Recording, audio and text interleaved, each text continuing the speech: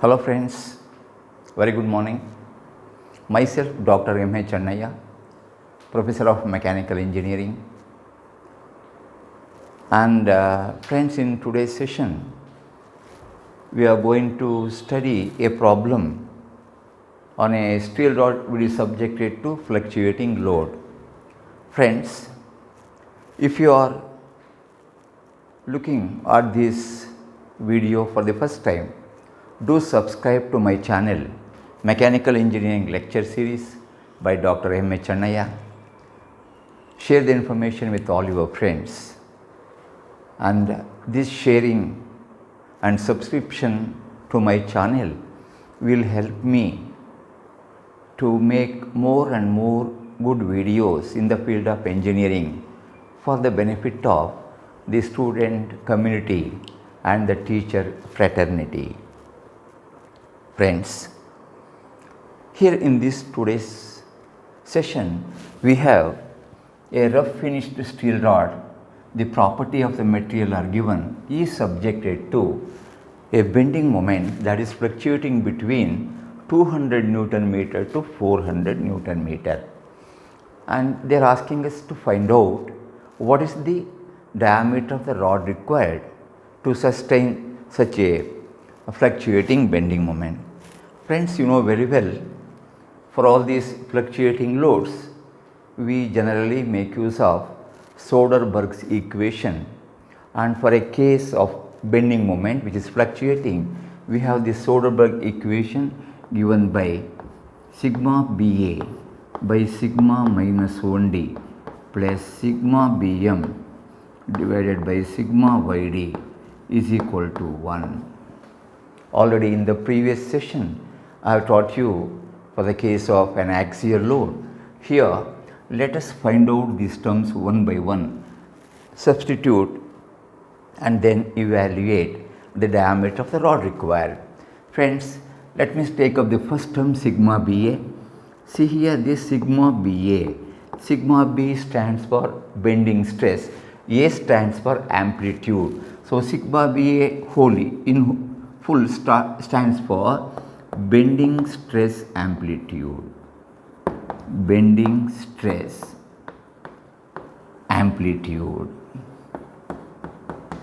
and this is given by MBA, means bending moment amplitude divided by ZB.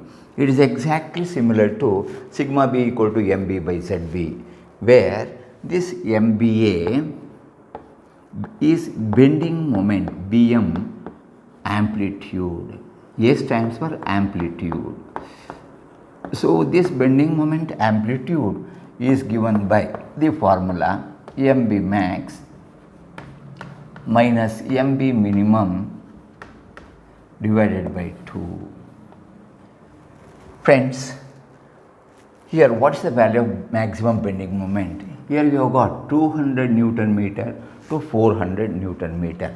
Very obviously, 400 Newton meter is the maximum bending moment. So, 400 into 10 to the power of 3 Newton millimeter minus the minimum value is 200 minus 200 into 10 to the power of 3 divided by 2.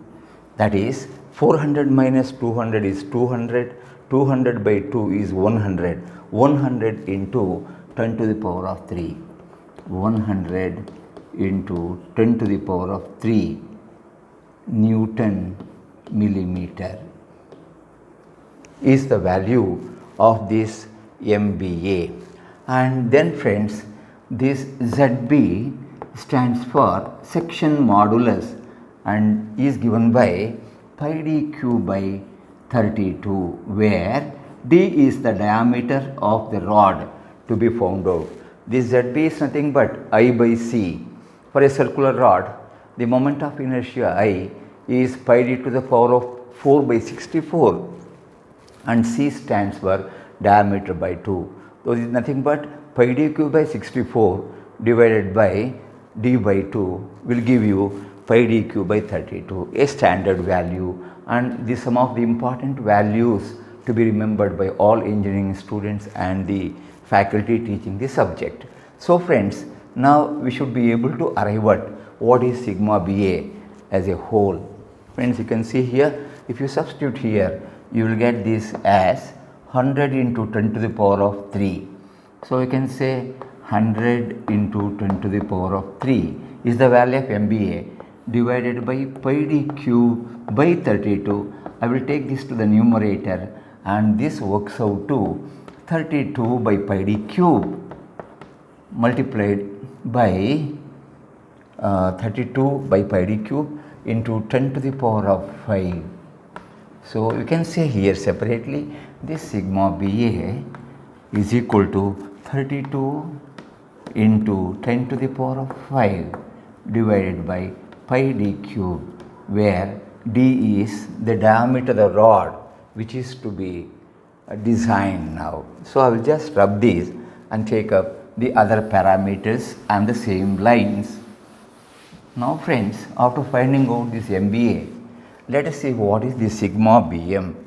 This sigma BM, as the name indicates, sigma B is the bending stress, A stands for the amplitude. So this sigma BM is equal to MBM by ZB. So MBM is nothing but the mean bending moment, which is the average bending moment, which is given by MB max plus MB minimum divided by 2, and this ZB, you know, it is pi d cube by 32 for a circular section. So friends, MB max is 400 into 10 to the power of 3 plus the other smaller value is 200 into 10 to the power of 3 divided by pi d cube by 16 it becomes. So I will take that 16 to the numerator, say into 16 divided by pi d cube. Friend, this is going to be 400 plus 200 is 600 into 16. So this is 96.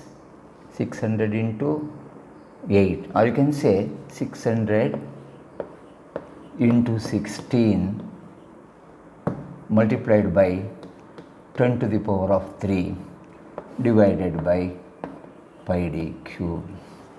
So or otherwise you can say this as, if you simplify, this is going to be 96 multiplied by 10 to the power of 5 divided by pi d cube. So we will record this value separately. So the sigma BM works out as 96 into 10 to the power of 5 divided by pi d cube. Friends, we are able to find out what is sigma BA, what is sigma BM. On the same lines, let us find out what is the value of the sigma minus 1D and sigma YD. Friends, here this sigma minus 1D, I think I have taught you in the previous session, is the design endurance stress. So this is given by the formula sigma minus suffix minus 1 divided by n minus 1D, the design factor of safety. And friends, this sigma minus 1 is the endurance stress, that is the stress any member can withstand for infinite number of cycles, and hence here the value of this is specified as 345.2 MPa. And friends, in case if the value is not given, you should approximate it as 50% of the sigma u value, and this n minus 1D is given by the formula KSZ, K suffix SR, K suffix L and n suffix minus 1A. All these values or the formulae are given in the data handbook, if you see under this design for fatigue strength. Friend, let us see what are these values. So I will just take this as 345.2 divided by KSZ. KSZ, SZ stands for size. So KSZ is size correction factor, which is 0.85. KSR is surface correction factor. So that is given by 1 by ESR, where This ESR is the surface coefficient. Then how to find out the surface coefficient? Friends, there is a table, a graph in the handbook wherein lot of curves are given based on the sigma u plotted on the x axis, and we have this ESR, the surface coefficient, plotted on the y axis. So here in this problem, sigma u value is given to be 621 approximately.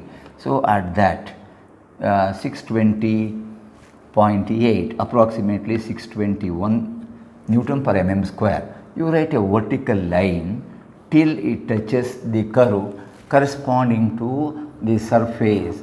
The surface of the rod is rough finished.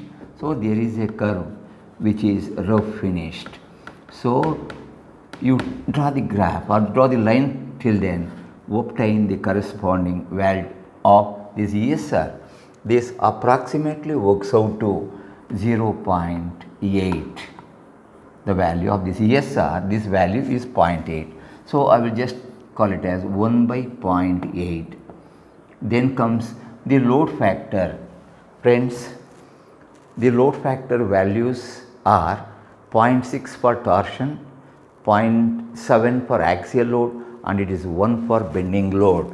So this is 1 I am going to take, and the factor of safety on which the design is to be based is 2.5.